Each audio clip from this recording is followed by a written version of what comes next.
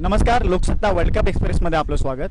भारताचं आव्हान T20 विश्वचषकातलं संपलेलं आहे. उपांत्य फेरीत आपल्याला वेस्ट इंडिज करून पराभूत व्हावं लागलेलं आहे. वानखेडेमध्येच हा आपल्याला पराभव स्वीकारावा लागलेला आहे. तर या नंतरचा सामना जो होतोय तो अतिशय तसं म्हटलं गेलं तर बेस्ट टीम वर्ल्ड कपच्या फायनलमध्ये आलेल्या आहेत असं म्हणता येईल. वेस्ट इंडिज विरुद्ध इंग्लंड हा सामना काय असेल आणि आपण नेमकं कुठे मागे पडलो, कुठे चुकलो याबाबत आपण आज बोलणार आहोत. आपल्यासोबत आहेत लोकसत्ताचे वरिष्ठ पत्रकार प्रशांत केणी सर. नमस्कार सर. नमस्कार. तर भारताने पहिला सामना शेवटचा सामना हा आपला आव्हान संपुष्टात आलं आहे. उपांत्य फेरी वानखेडेवरती आपल्याला मात मिळालेली आहे. तर यानंतरची नंतरचा जो सामना होतोय त्याबाबत आपण बोलूच, पण सुरुवातीला आपण कुठे थोडंफार कमी पडलो आणि काय नेमकं आपलं काय चुकलं? भारताचं यश हे खेळपट्टीवर जास्त अवलंबून असतं असं म्हणायला मला खरंच आवडेल. कारण त्यांचे ICCचे जे पिच क्युरेटर होते ॲटकिन्सन ते आजारी असल्यामुळे त्याचा फायदा घेत भारतानं प्रत्येक ठिकाणी अनुकूल खेळपट्ट्या भारताला कशा होतील हे सोयीस्कररित्या बघितलं. आणि भारताचं यश जे उपांत्य फेरीपर्यंत आपण जे काय पोचलो ते त्या बळावर जसं आहे तसं एक सगळ्यात महत्त्वाचं म्हणजे विराट कोहलीवर आहे. आपण एक 2.25 वर्षापूर्वी बघितलं तर सचिन तेंडुलकर निवृत्त झाला आणि त्यानंतर एक भारतीय क्रिकेटला किंवा खेळाला एक महानायकाच्या शोधात आपण होतो की कोण नायक असेल की ज्याच्याकडे बघून सगळे लोकांना त्याचं वेड असेल, त्याची आवड असेल, त्याच्या खेळाकडे प्रेरणा असेल. पण असा खेळाडूचा जो शोध होता ना तो या T20 वर्ल्ड कपमध्ये कुठेतरी संपल्यासारखं मला वाटतंय. कारण तुमचं यश हे केवळ खेळपट्टी आणि विराट कोहली या दोघांच्याच बळावर इथपर्यंत होतं. पण पुढे जाऊन बघितलं तर त्या यशाला किती मर्यादा होत्या हे आपण सेमीफायनलमध्ये बघितलं. एक विराट कोहलीची कामगिरी नुसती तुम्हाला नाही तारू शकत, तुम्हाला फायनलपर्यंत नाही घेऊन जाऊ शकत किंवा तुम्हाला विश्वविजेतेपद नाही जिंकून देऊ शकत. हेच यानं सिद्ध झालं आहे. आणि नेमकं उपांत्य फेरीमध्ये झालंय देखील तसंच की आपण धावसंख्या केली होती 192 पर्यंत आपण जाऊन पोहोचलो होतो. पण खरं असं वाटतंय की 192 ही धावसंख्या देखील थोडी कमी पडली. तर त्यांच्यासाठी 200चा आकडा गाठणं, त्याच्यावरती धावसंख्या आपण केली असती तर कुठेतरी वेगळं चित्र पाहायला मिळालं असं वाटतं. या सामन्याचं सगळ्यात आधी मी पहिलं पृथक्करण असं करेन की नाणेफेकीचा कौल आपण जिंकणं खूप आवश्यक होतं. आणि नाणेफेक जिंकल्यानंतर प्रथम फलंदाजी नव्हे तर द्वितीय फलंदाजी करणं जास्त आवश्यक होतं. आणि तीच गोष्ट वेस्ट इंडिजच्या पथ्यावर पडली. वेस्ट इंडिजनं नाणेफेक जिंकली आणि आधी गोलंदाजी स्वीकारली. ही जर गोष्ट आपल्याला अनुकूल घडली असती तर पुढे अजून हे झालं असतं. पण ठीक आहे, भारताने प्रथम फलंदाजी केली पण आपला धावांचं जे हे होतं ते अजून वाढायला पाहिजे होतं. त्यामुळे ही धावसंख्या ही थोडीशी कमी आहे असं मला वाटतं. म्हणजे नेमकंच धावसंख्या देखील आपल्याला तितकीच कमी पडली. तर वेस्ट इंडिजच्या क्षेत्ररक्षण देखील त्यांचं तितकंच आपल्याला तगडं पाहायला मिळालं होतं. तसं बघायला गेलं तर वानखेडे तितकासा मोठा स्टेडियम नाही आहे, छोटा आहे. तरीसुद्धा या स्टेडियमवरती विराट कोहली 2-2 धावा काढत होता. पण दुसऱ्या बाजूने वेस्ट इंडिजचे क्षेत्ररक्षण देखील तितकं तगडं होतं. तर क्षेत्ररक्षणाच्या बाबतीत असं वाटतंय की दोघांमध्ये काहीतरी वर खाली असं झालं.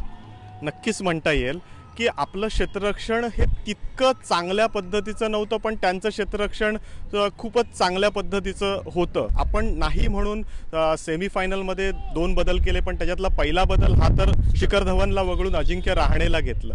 तर अशा प्रकारचे हे बदल आपण आधीपासूनच जाणीवपूर्वक करायला पाहिजे होते. नक्कीच असे बदल आणि हे बाकी देखील जाणीवपूर्वक करायला हवं होतं. पण दुसरा असा मुद्दा आहे की धोनीची जी पत्रकार परिषद झाली त्यामध्ये त्यांनी 2019 पर्यंतचा वर्ल्ड कप खेळण्याची माझी त्याची त्याकडे बघून असं खरंच वाटत नाही की तो अनफिट आहे किंवा त्यांनी आता निवृत्ती वगैरे पत्करावी. तर तुम्हाला काय वाटतं, काय म्हणजे धोनीने आता यापुढे कसा निर्णय घेतला पाहिजे, तुमचं मत काय?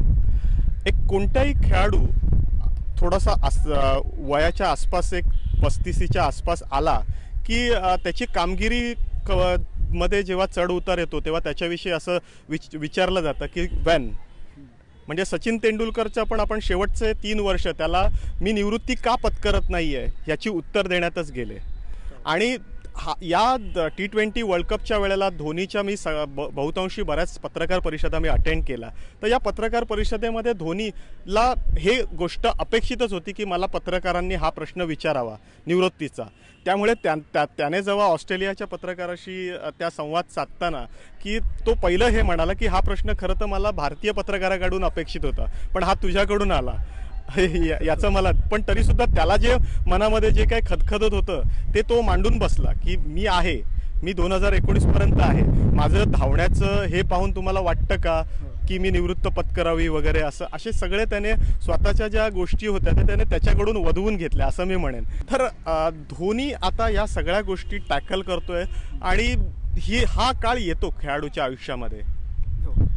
तर नक्कीच हा काळ येतो. 2019 पर्यंत धोनी खेळू दे अशीच आपली सगळ्यांची देखील आशा आहे आणि पुढचा वर्ल्ड कप देखील तोच लीड करू दे असं आपण थोडी आशा बाळगूया. आता आपण पुढच्या अंतिम सामन्याकडे वळूयात. अंतिम सामना हा वेस्ट इंडिज आणि इंग्लंडमध्ये होतोय. ही खरी तर लढत आहे. गेल्या वेळी जसं तुम्ही म्हटलं होतात की इंग्लंडचा पूर्ण संघ 3 J वरती अवलंबून आहे, तर ते 3 J पुन्हा आपल्याला पाहायला मिळतील. आपण जर बघितलं तर या फायनलमध्ये दोन्ही टीम ज्या इथपर्यंत पोचल्यात या एखाद दुसऱ्या खेळाडूच्या कामगिरीच्या बळावर इथपर्यंत पोचलेल्या नाही आहेत. त्यांच्याकडे नुसता विराट नाही आहे, त्यांच्याकडे असंख्य विराट आहेत. म्हणजे जर आपण वेस्ट इंडिज बघितलं तर वेस्ट इंडिजचा गेल हा एकाच सामन्यात खेळला, पण बाकीच्या सामन्यांमध्ये बघितलं तर कुठेतरी त्यांचा फ्लेचर तारतो. आणि अगदी भारताविरुद्धच्या सामन्याचं जरी उदाहरण घेतलं तर लेंडल सिमेन्स जो 4 दिवसापूर्वी त्याला सांगण्यात, तो खरं तर IPL साठी स्वतःच्या बॅगा भरत होता, पण त्याला सांगितलं नाही तुम्हाला लवकरच याच्यासाठी जायचंय. तो भारतात येतो काय, संघात खेळतो काय आणि तो खेळून संघाला तिथपर्यंत नेतो काय, हे खरं तर अप्रूप मानायला पाहिजे त्याचं. जसं वेस्ट इंडिजकडे ड्वेन ब्रावो आहे, त्यांच्याकडे क्रिस गेल आहे, त्यांच्याकडे असे सॅमी आहे कर्णधार, याच प्रकारे त्यांच्याकडे आंद्रे रसेलसारखा अष्टपैलू खेळाडू आहे. हे जसे यांच्याकडे आहेत तशाच इंग्लंडकडे पण जसे 3 J आहेत. जो रूट असेल, जोस बटलर असेल किंवा जेसन रॉय असेल. जेसन रॉयची त्या दिवशीची खेळी तर अप्रतिमच होती. तर हे जसे आहेत तसंच त्यांच्याकडे मॉर्गन आहे आणि याच प्रकारे त्यांची एकंदर फळी हेल्स आहे त्यांच्याकडे. तर या दोन्ही संघांचं जे सांघिक बळ आहे ना, त्याची खरं तर या सामन्यात कसोटी लागणार आहे. पण थोडंसं मागे जाऊन बघितलं तर या 2 संघामध्येच साखळीमध्ये एक मॅच झालेली आणि ती मॅच ख्रिस गेलनं वानखेडेवर गाजवलेली. आणि ख्रिस गेलचा जो झंझावात आणि जो वादळ क्रिकेट रसिकांनी अनुभवलं वानखेडेवर, ते पाहता इंग्लंडवर त्याचं दडपण नक्की असणार आहे. आणि उद्याच्या सामन्याला जाताना त्यामुळेच वेस्ट इंडिजचं पारडं किंबहुना थोडंसं जड असेल. तर दोन्ही संघांमध्ये काही वेगळे असे बदल खास अंतिम सामन्यासाठी होतील असं वाटतं? अंतिम सामन्यासाठी सांघिक बदल करणार नाहीत, कारण खेळाडू हे इथपर्यंत येतात तेव्हा त्यांची ती कामगिरी, त्यांचा तो अभ्यास हा सगळा झालेला असतो. जसं महेंद्रसिंग धोनी कोणत्याही स्पर्धेला सामोरं जाताना एक टीम जी असते तीच टीम तो शेवटपर्यंत घेऊन जातो, तो त्याच्यात बदल करत नाही. त्यामुळे या सामन्याच्या दृष्टीनं थेट फायनलला असे बदल होतील असं दिसत नाहीये. नक्कीच हा शेवटचा सामना देखील तितकाच रंगेल वेस्ट इंडिज विरुद्ध इंग्लंड, कारण की दोन्ही संघ जसे मातब्बर आहेत आणि दोघांमध्येही असे मॅच विनर खेळाडू म्हणजे सगळेच आहेत, एकटा विराट नाही आहे जसं प्रशांत केनी यांनी म्हटलंय. तसाच हा आपल्याला शेवटचा सामना आपल्याला पाहायला मिळेल. रंगतदार सामना होईल अशी आपण आशा बाळगूया. तोपर्यंत इथेच थांबूया. लोकसत्ताच्या ताज्या अपडेट्ससाठी सबस्क्राईब करा लोकसत्ताचं YouTube चॅनल. धन्यवाद.